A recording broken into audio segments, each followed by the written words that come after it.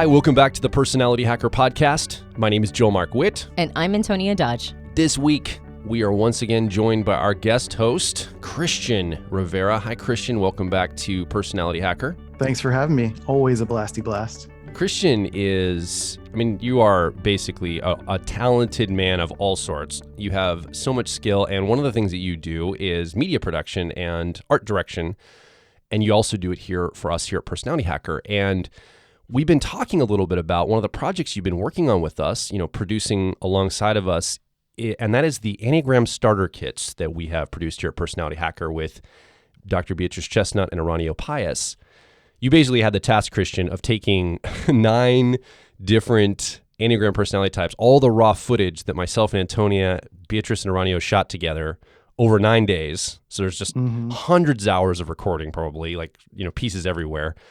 And you assembled all of that into 9 different Enneagram starter kits for us to have available for people to do personal growth around here at Personality Hacker.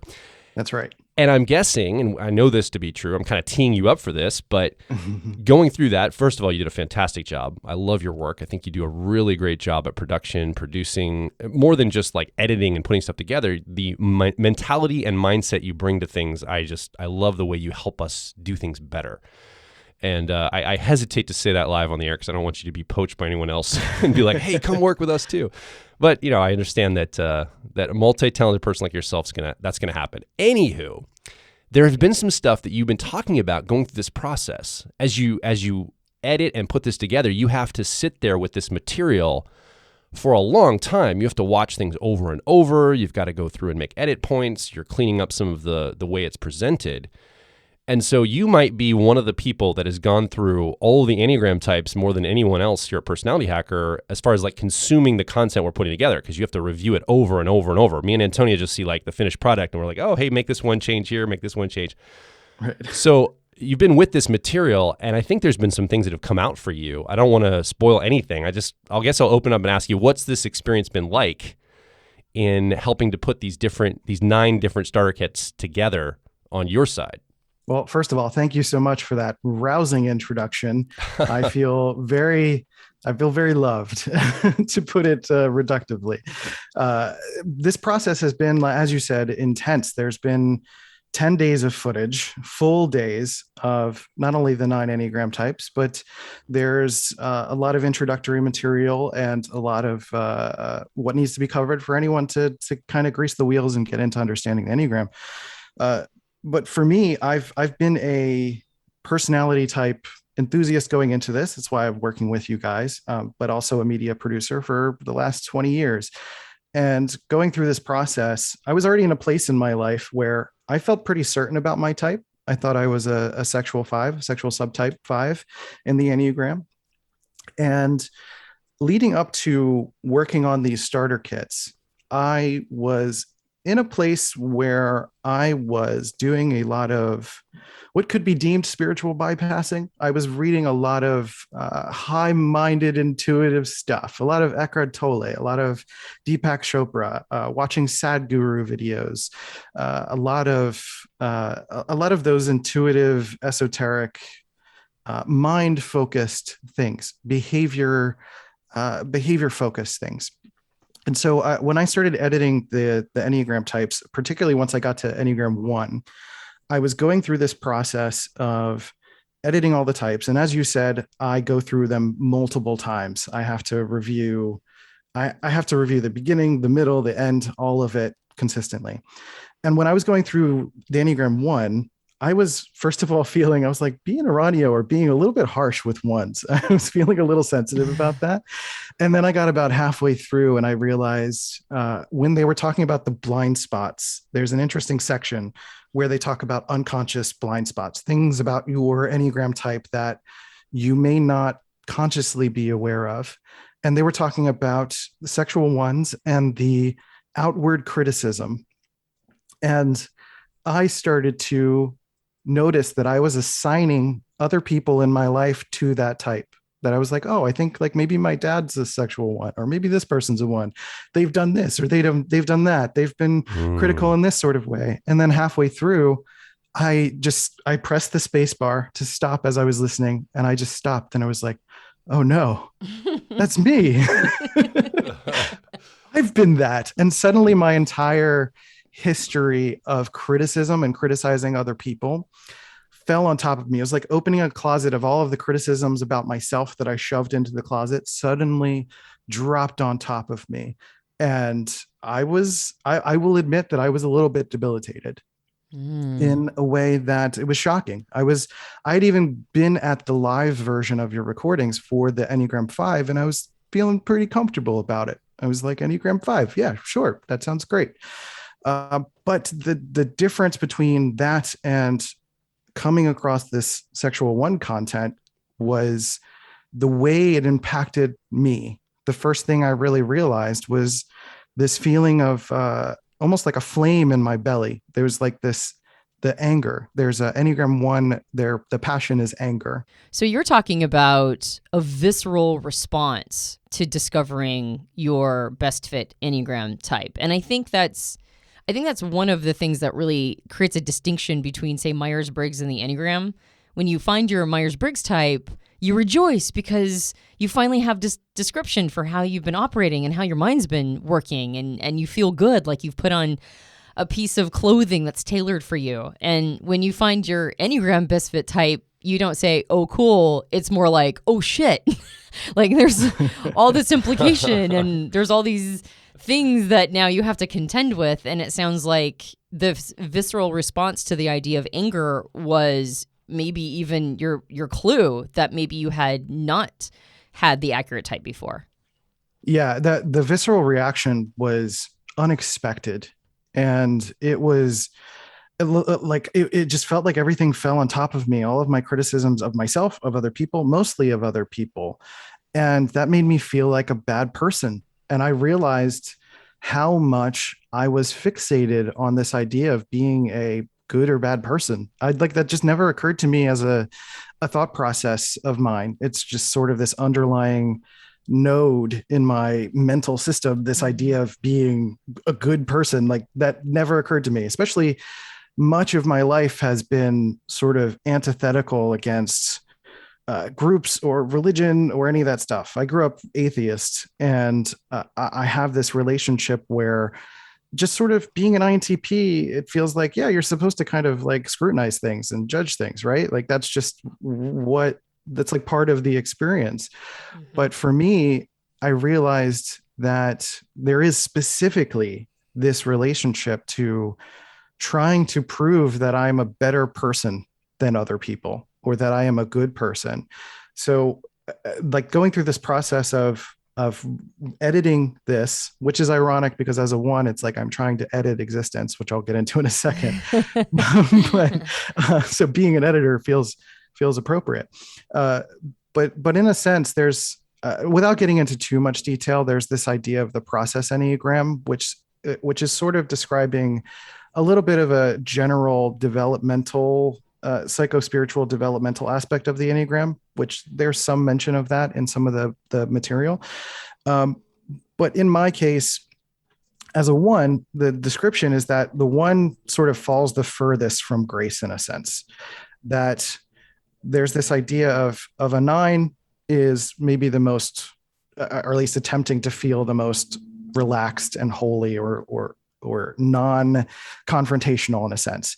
And then you go all the way around to the other side of the Enneagram with the 1, and there's like more of a willingness to be judgmental, a willingness to be confrontational, because in a sense, I'm looking at reality around me or the people around me or the behaviors around me, and I'm saying, this is not good enough. This can be better. So particularly in my relationship to being an editor or being a creator, I realized that much of the time when I'm editing projects for someone, or particularly in the past, my relationship to it now is a little bit different, but particularly in the past, instead of trying to be perfect, which is the typical description of a 1, I was trying to make other people perfect. I was trying to make it so that if I design something and then I get feedback, I would almost criticize the type of feedback that I was getting and saying like, you're giving feedback wrong. you're giving constructive criticism the wrong way. You're not you're not supporting me as a designer in the appropriate way. And so criticizing me at all put me at high alert. Like there's almost this, I've noticed since I finished editing Enneagram 1, that when I feel like I did something wrong, there's almost a tinge through my body. There's a nerve reaction throughout my entire body, from my fingertips and my toes all the way up through my body, through my heart, and then up to my crown, basically crown chakra, upper mind area. And it's like this quick shock. It's almost the same feeling as if you're being startled. It's this, like someone comes out and says, ha, and you get a little bit freaked out. That's the feeling that I've noticed that I feel when someone is criticizing me. So I'm imagining that the reason why you may have mistyped yourself before is because as an INTP, there's a lot of crossover in the descriptions of INTPs in Myers-Briggs and Enneagram 5s. So it was probably easy to see yourself in 5 descriptions. Mm-hmm. Yeah, absolutely. I actually was reading between distinctions between 1s and 5s, and like my perception of a 1, which is why I probably didn't even explore it, is that 1s are more ISTJ-ish. Like there's a little bit more of a SITE or memory or effectiveness spin to 1s. It's a little bit more about like finding the right way to do something, the right or wrong way to accomplish something or do something. And even as a TI person, I can relate to some 5-ish qualities. Like 5s tend to, like the 5 descriptions tend to fit into a little bit more of the TI space, the accuracy space, and a little bit more of like playing with thoughts and living with thoughts and being with thoughts and almost thriving in the confusion of thoughts in a strange way. Yeah, I've noticed that, and it might be because just like with Myers-Briggs, anytime you read a description of the personality type, it's going to be impossible to encapsulate everybody who's using this cognitive function stack in an easy description of how they're going to show up behaviorally and how you're going to see them from the outside. And so I find the same thing to be with Enneagram. Sometimes it's hard to identify one's Enneagram type because the descriptions they're taking averages. They're not taking into odd Enneagram and Myers-Briggs combinations into account. It was one of the reasons why it was hard for me to settle on being a 3. And then, of course, when the subtypes came into it and understanding I'm a sexual 3, that was really big for me. I went, oh, okay, now I understand the mechanisms behind it, not just descriptions, like generic descriptions of how this type can show up and oftentimes does. A lot of times people will talk about 3s as liking to-do lists and loving to mark something off of a to-do list. Well, as somebody who has been able to get away with not using extroverted thinking most of my life, I avoid to-do lists if at all possible. True that. Yeah. Yeah, Joel's very familiar with my antithetical nature to to-do lists. But so when people talk about these behavioral emergence, I initially that was very, very much threw me off. But it was like, okay, what's the mechanisms underneath? What is actually going on underneath these descriptions? And for ENTPs, the cognitive stack describes me so much better than like a generic description about Doc Brown, right? Like the mad scientist ENTP. It's never been me, but extroverted intuition and introverted thinking very much is. The same thing with being a sexual 3, this idea of finding one's value by pouring into the partner and trying to highlight and showcase, like I was able, see how great and valuable I am? I'm able to land this, right? Or I'm able to pour into other people and facilitate their growth and development, and they become these amazing people, so I must have value. It's really understanding what's going on for you at a much deeper level than just a type description. So I'm imagining that when you read INTP, you saw these sort of, or Enneagram 5, you saw these generic descriptions that kind of gelled. But now you're talking about going into territory where it's not the description, the emergent description of a set of characteristics. You're going into the mechanisms underneath. What is actually happening for a sexual 1? What are the things that are causing these triggered responses? And that was when it sounds like you got just this domino effect of ahas. So my experience as a sexual 1 is that I also found out through this starter kit that sexual one is the countertype of ones, meaning that the typical descriptions I didn't identify with. So maybe at some point I did read about Enneagram ones and I was like, no, not really. That's not my jam. That's not me. That's not what I do. And especially this perfectionism piece, this idea of having to be so proper, particularly probably as a perceiver, as an INTP, like my desk is a hot mess right now. I just don't relate to any semblance of the idea of perfectionism. But I found out that perfectionism, or that aspect of being perfect, is a little bit more about the self-preservation subtype, which is a little bit more about a self-focus. It's like, me trying to be a perfect person. So I mentioned like right or wrong, like trying to be right or wrong. Self-preservations are being right or wrong. Me as a sexual one are trying to make other people better or right. And social ones are typically trying to demonstrate rightness, even if they're not themselves being perfect or even criticizing others. When they're out socially, they're demonstrating it. So I resonate with the sexual side and a little bit of the social side now that I've investigated. But previously I had no sense that I really had any perfection of it. If anything, I was antithetical to it. I was always like, this person's being way too rigid or too buttoned up, or you're trying too hard, or like, calm down, like just take risks, be willing to be messy. That was always my vibe. But I learned through this process that, as you were describing with your relationship to 3, Antonia, to social 3 in particular, as that being your repressed instinct, my self-preservation is my repressed instinct.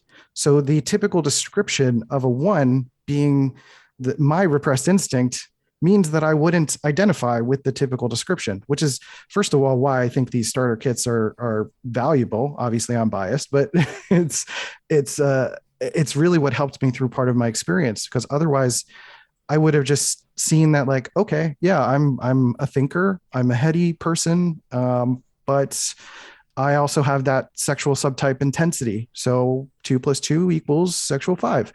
And it's really just, that wasn't the case at all for me. So going through this experience and now starting to have this almost an introduction to my body in a strange way, now that I know that 1s are a body type, and starting to notice my soma, my body experience, particularly as I mentioned, that tinge that I get when I experience feeling like I'm being criticized, because that's ultimately what 1s are trying to dodge, is criticism by being perfect or making others better. And so me feeling that in my body, feeling that fire, there's like a fire in my belly that's like constantly lit, this like fire of anger, and realizing that the anger is persistent, similar to like fear being persistent for a 6, but then there's somewhere that I put the anger. Like I find somewhere for the anger to go. And so it's been a process of me just like noticing. Luckily, I was doing a little bit of spiritual bypassing and learning about Eckhart Tolle and being in the power of now, and noticing and watching and using the watcher concept of noticing my thoughts and noticing my experience, because now I felt like I was primed. Like I felt like I was in the right spot at the right time to come across this. And now I can watch my own behaviors. I can notice how I'm judging others. I can notice that it even gets kind of meta for me as an INTP, because I'm sometimes criticizing how people are criticizing, particularly, how people are judgmental about people being judgmental. in like intolerance for the sake of intolerance, or intolerance about people not being tolerant. And just noticing those things and the pinging back and forth. Those are things that my ego, my brain, my Enneagram oneness gets kind of attached to. Yeah. And it's really hard for me to let that go. Yeah.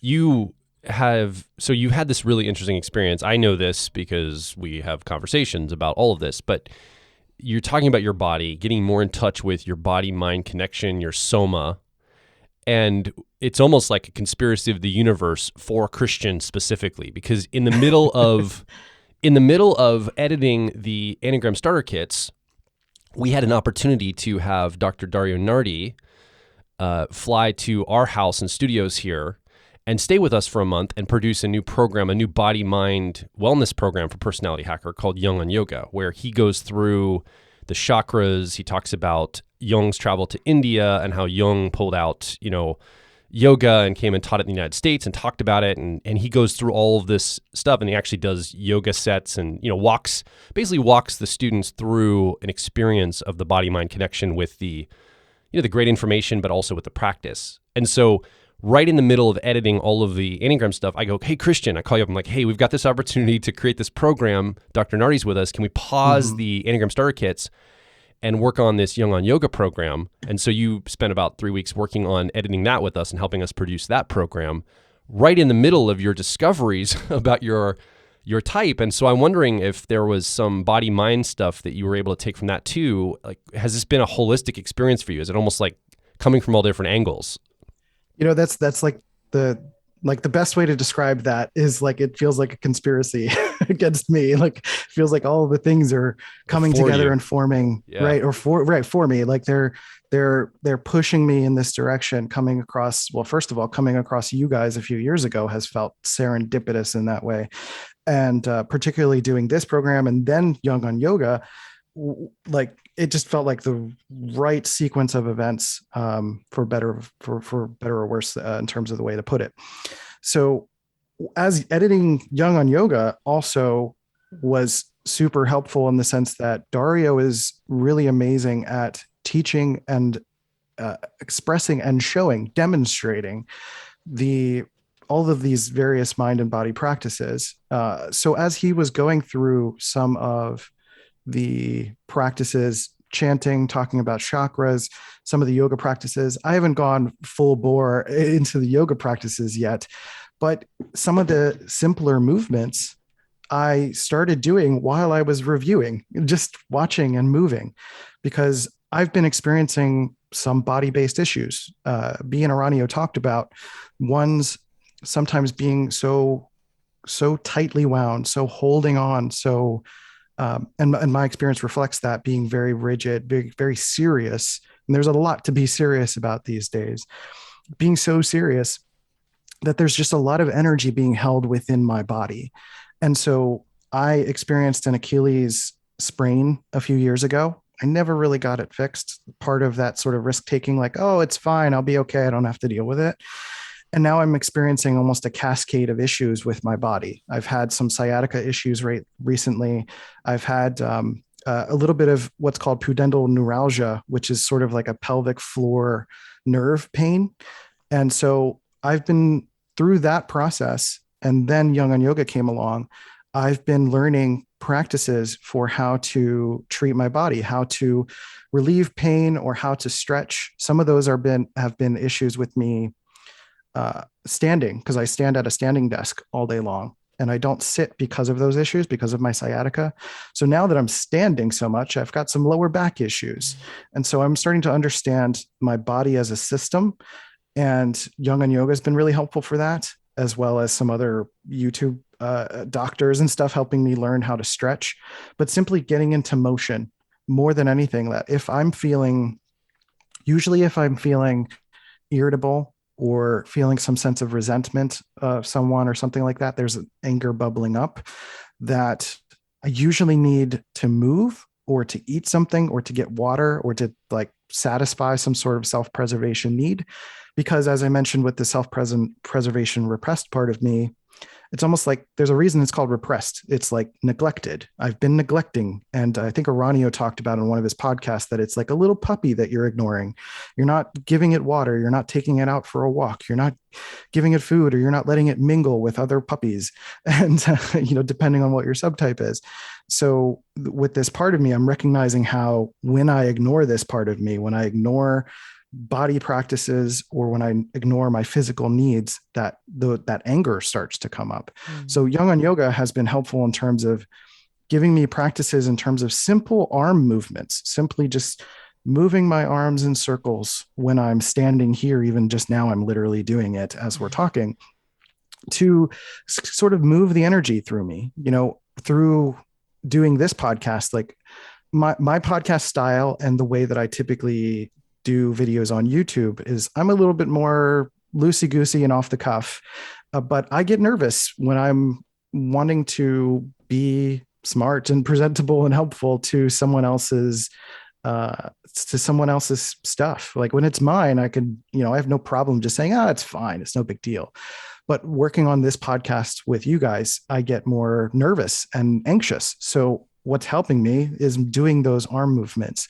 We're doing something that's imperceptible to audio, and it helps me move that energy through my body, and really understanding that moving this energy is really something. I mean, energy is just like a catch-all term for, the feelings and sensations, but moving it through my body really allows for me to not try to clench and hold on so tightly. We will be right back. If you're focused on personal growth, I think you'll resonate with our core content over at personalityhacker.com. We want to see you understand how your mind is wired so you can generate motivation, improve social skills, find career opportunities, and master excellent decision making. But a quick warning, we are advice and action focused in all of our articles, podcasts, and videos. This means that we attract people who like to be challenged to become excellent, to take action, to put in the work to optimize themselves, not simply just gather more information. If you are committed to personal growth and ready to radically find your inner truth, then come over and be a part of our growing community of like minds at Personality Hacker. Now back to the show. I've got a bunch of things tagged here because you keep saying interesting things. The first one is, Joel and I have been talking a lot about this, and this is something I really believe that a lot of intuitives have a challenge with remembering the importance of integrating body practices. Like, one of the things that Joel and I have done, and we took this from Dario after Jung on yoga, is we no longer call it mind-body practices. We're trying to call it body-mind practices now, just to, just sort of remind ourselves that the body is a crucial piece and shouldn't be kicked to later. Foundational. Yeah, it's the first, right? It's a body, and then the mind comes. And it's really easy, I think, as intuitives to see our bodies as just sort of this like meat vehicle for our brains.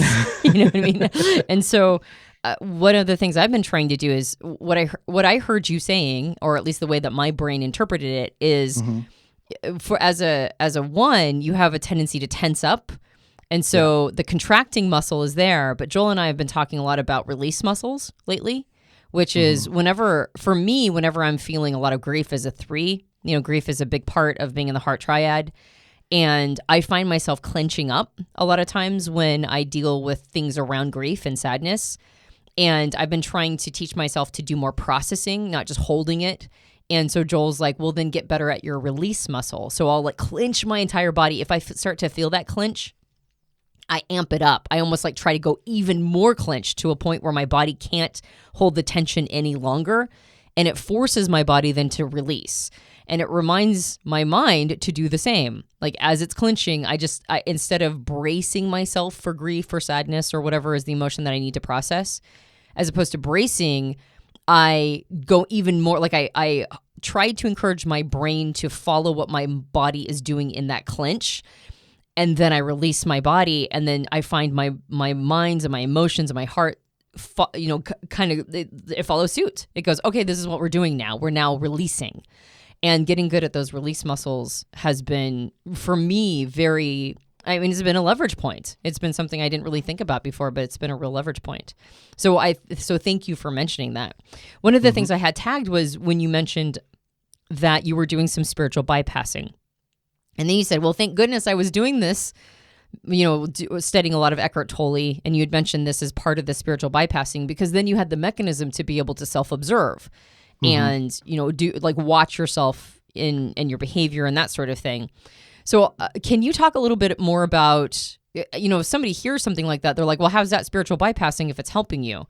Can you talk a little bit more about the spiritual bypassing you were actually doing as a one? Because I think it's so important for us that are into personal growth, into maps and models, systems of human development, to be really aware of how being into this stuff is highly facilitating our growth. And sometimes it's tricking us into believing that we're doing growth when really we're doing a form of bypassing. I think all of these concepts are like really critical for people who are into this stuff. So can you dive a little bit into that, what that looked like for you? Yeah. So one of the One of the elements that you just talked about in terms of the clench and release, I wanted to mention first is that there is something I learned as being a designer over 20 years, and that it's really that contrast reveals all things. So that's been a part of this process for me as well, is almost like experimenting with myself and being able to see like what happens if I lean in really hard into anger and then I find levity. What does that feel like in my body? So experiencing that difference, I think, is important. I just wanted to highlight that. But the spiritual bypassing piece was really about me getting into almost this like holier than thou feeling. Like I was separating myself from the group or from reality in a sense. There's this consistent feeling that I've had, or I've noticed at least, in as all of these nodes in my life lit up as a result of this illumination and experience, is that I realized constantly how I'm pinging against a group or something, or like the world, quote unquote, whatever that means at whatever given time. And for me, when I was younger, that meant religion. I was basically grew up atheist. I don't have a label for any of that now, but because even atheist, I consider it a label and a religion unto itself, the way that I used it. And talking about this idea of still being attached to something, even if you're antithetical to it. So I found myself every time I would get too attached to something that I make a clean break from it, whether it's past relationships, groups of people, typically with some sense of community, in that the best way that I can avoid judgment is to almost like sit next to God, whatever perception of God you have in your life, or whatever paradigm that you see that within. Whatever that is, it's like there's this high-mindedness that I take myself to, or can take myself to where I am so above being human that I am untouchable, I am infallible. So that's part of the sexual one tactic of judging others, is making myself untouchable, infallible. I'm pushing away so that I'm untouchable. The social side of it is kind of living outside of the outskirts of groups a little bit, or teaching them, standing above groups in some sense. So when I was going through this, revelation of my this recent aspect of my life, I started to ask myself the question, am I trying to change INTPs? Because my YouTube channel is focused on INTPs. Am I trying to make them better because that's what I want to be? Am I trying to bring them into this high-minded place? And so as a result of the pandemic and basically all of this, a bunch of personal turmoil, and it's, as I mentioned earlier, it's really easy to be super serious about the world right now, however you define the world. And for me, it was getting into these concepts, getting into these ideas, getting into spiritual high-mindedness. And as you mentioned, intuitives have this propensity to focus more on the upper chakras, which are more focused on the mind, that I was using that as a way to distance myself from reality. It was like a dissociative tool in a sense. And so while all of those lessons were valuable, and really are valuable now, at the time it was being used as a way for me to continue to separate myself from humanity, to find a way for me to be better than myself. It's or better than any other human being. That those books were mechanisms for that. So another way to illustrate this is that there is a Netflix series. It's like one of those limited series. It's called Human. And it is about the inside of the human body, basically thinking of the body as a network and a system, which relates very heavily to me understanding my injuries and all of this that I've been trying to understand about my body as a system as well. And I had this connection point while watching this series, that anytime the inside of the body is shown, that anytime that there's this reminder of being human, that I have intense anxiety around it. In the past, I've had other anxieties related to like blood being drawn from a syringe, or even something like imagery of a huge planet in the horizon or something crashing, some helplessness kind of feeling, something that I can't control or overcome. I realized this pattern of me feeling anxiety around being human, that being human is a threat to my self-preservation. And that was just a moment that really just illuminated this idea of trying to be better than God, or sitting next to God, or trying to play God.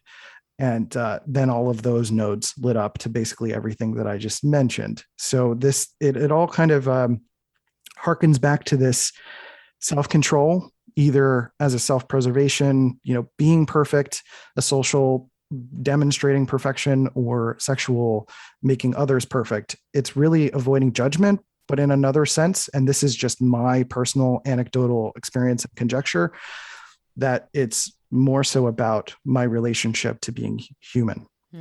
Yeah. So what I hear you saying then is all of this work, all of this growth work that you were doing, and all these materials you were reading and resources you were reading were then almost immediately turned into content for other INTPs, because that's what your channel is around. And so the bypass wasn't the consumption of content, and it wasn't necessarily the sharing of it. It was that it was like step 1, consume content. Step 2, a bunch of question marks. Step 3, teach everybody else's content. And the bypass was in the step 2, that it wasn't really, you weren't necessarily integrating it for yourself. Which for a 1 is be less perfect. It's make a lot of mistakes. It's just chill out and go easy on yourself. And don't have to reform either self or others. Is that accurate? Yeah, that's legit exactly what's happening. And, the programs go through so much more detail on this. So that's why I'm focusing anecdotally on my experience, because your experience is probably going to be different, you listening. But which I'm curious about those stories. I would love to know, like, when another 1 in particular goes through this experience, if they're having similar reactions, like you go through that and then come back to this podcast. I would love to know, where some connections are for you. And really the turmoil that I experienced, it was like 3 or 4 months where I was really in this like paradoxical mess in my own mind, because everywhere I went, I was like, oh no, there's another version of me trying to be a good person. There's another version of me trying to be perfect. There's another version of this trying to do this thing. And I was trying to use, what got you here won't get you there. So I was trying to use the same control tactics of trying to control myself or try to control my environment. Like, oh, maybe I won't express my opinions on Twitter anymore, and then it'll just go away. but then I started being more judgmental towards my partner or other people in my personal life. And I was like, oh no, this is just switching addictions.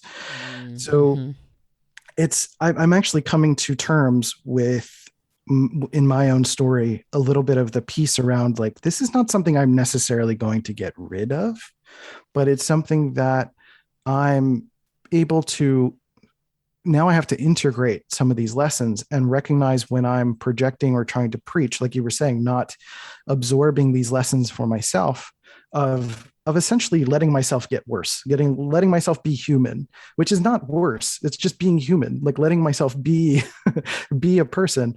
And going through, as I mentioned, the contrast of maybe dipping my toe in and slowly releasing the valve or releasing control and seeing if everything's okay. And then just doing that with one mechanism in my life at a time. And hopefully after some time, I will feel more like I can access the higher virtue of serenity, and that everything around me is great as it is. It doesn't need me to interfere. I don't need to play God. I don't need to do this. I'm not exactly on the other side. I'm not like some perfect shining example through it, because then again, that would be another me playing the game. But it's really this paradox is sort of the hardest part to wrestle with. And it's not necessarily a guarantee that I think anyone going through this is going to experience those paradoxes. But as you said early on, it's learning your Enneagram type is a different kind of experience. Like learning your mental wiring, for me as an INTP, is like, it's almost like the how. It's like how I decide things, how I perceive things. It's a little bit more I don't know if mechanistic is the right way to put it, but it's a little bit more just like the way. And whereas the Enneagram is a little bit more of like the why.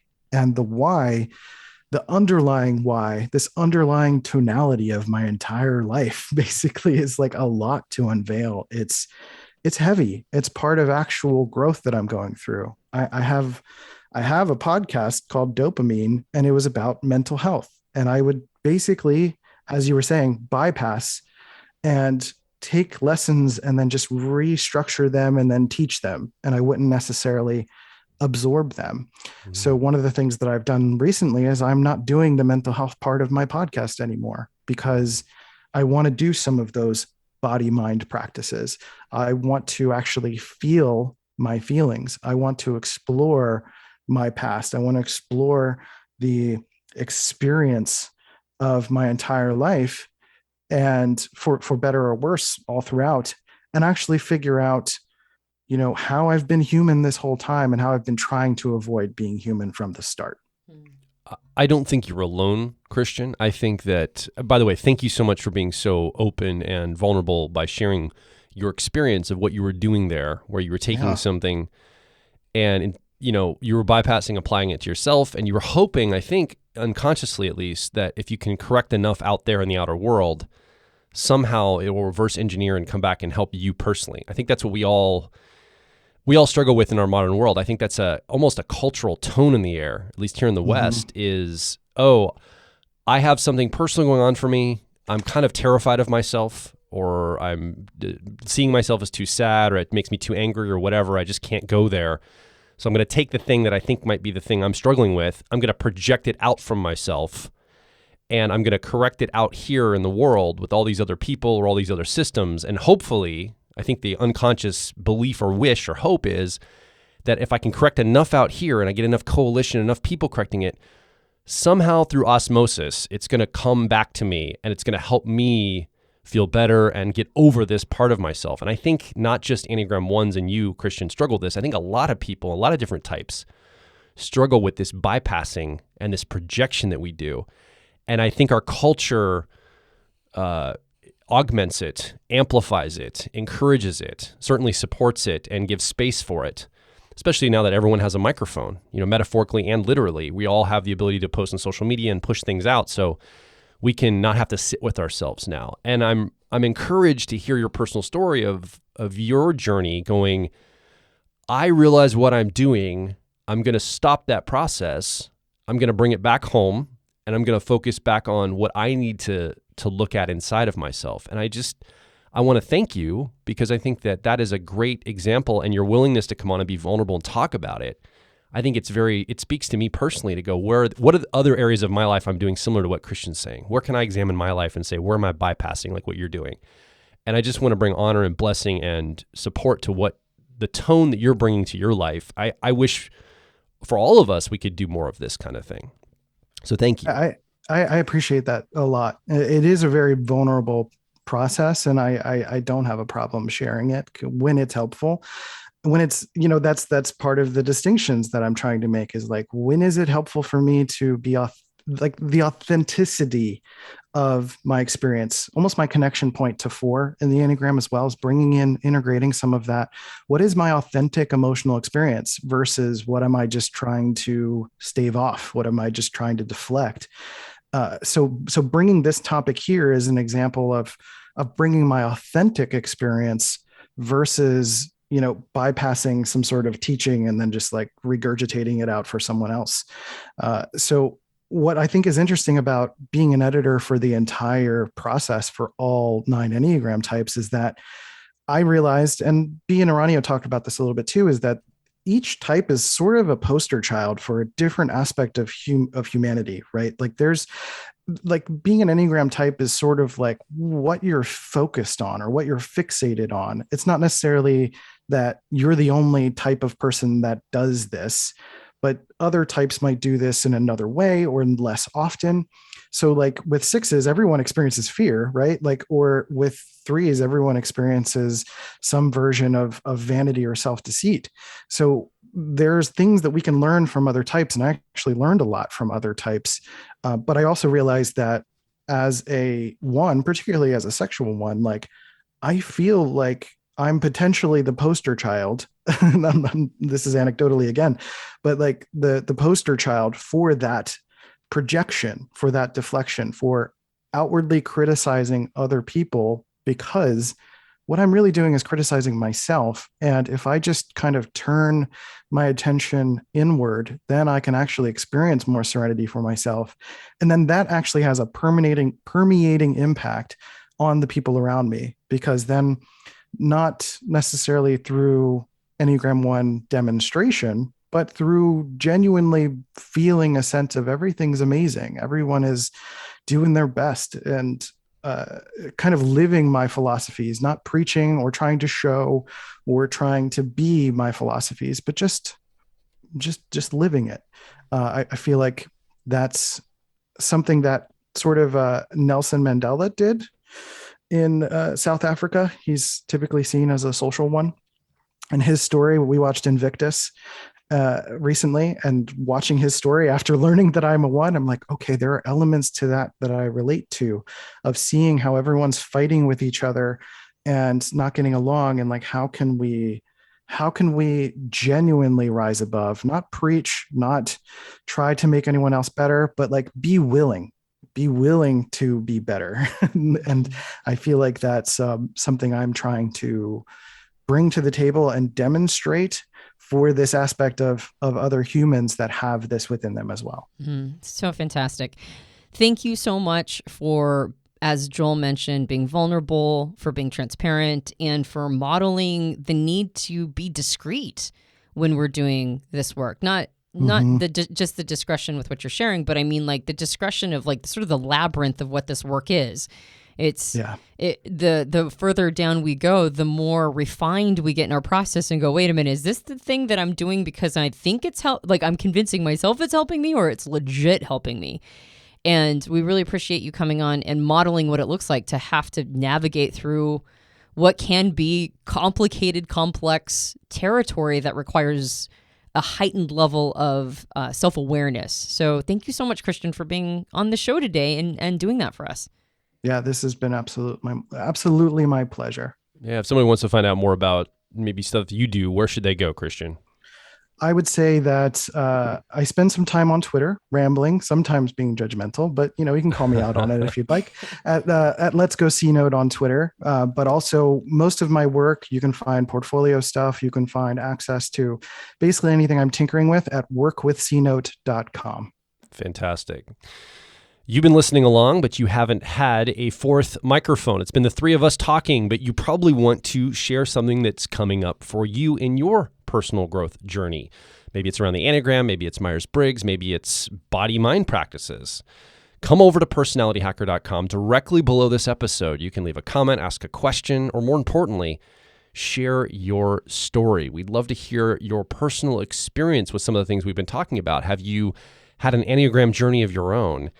And we'd love to hear what that was like for you. And I think other people in the community would also benefit from it. And of course, these starter kits, these Enneagram starter kits are fantastic. We stand behind them. We think that they are very valuable for your personal growth. If you are interested in some of the things we've been talking about today and want to learn more about your Enneagram type and the way that you can grow using your Enneagram and your subtype together, we really recommend Dr. Beatrice Chestnut's and Aranio Pius's Enneagram Starter Kit here at Personality Hacker. So I invite you to come over and check those out too. Yeah, if you enjoyed this podcast, you can subscribe to us on iTunes and various Android platforms. And of course, the Enneagram Starter Kits are part of our product catalog. So head over to personalityhacker.com, look at the product suite, and you'll find the Enneagram Starter Kit type that's right for you. My name is Joel Mark Witt. I'm Christian Rivera. And I'm Antonia Dodge. And we'll talk with you on the next Personality Hacker podcast.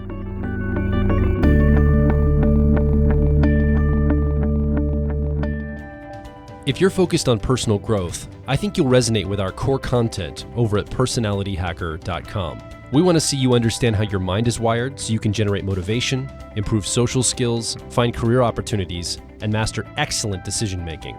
But a quick warning, we are advice and action focused in all of our articles, podcasts, and videos. This means that we attract people who like to be challenged to become excellent, to take action, to put in the work to optimize themselves, not simply just gather more information.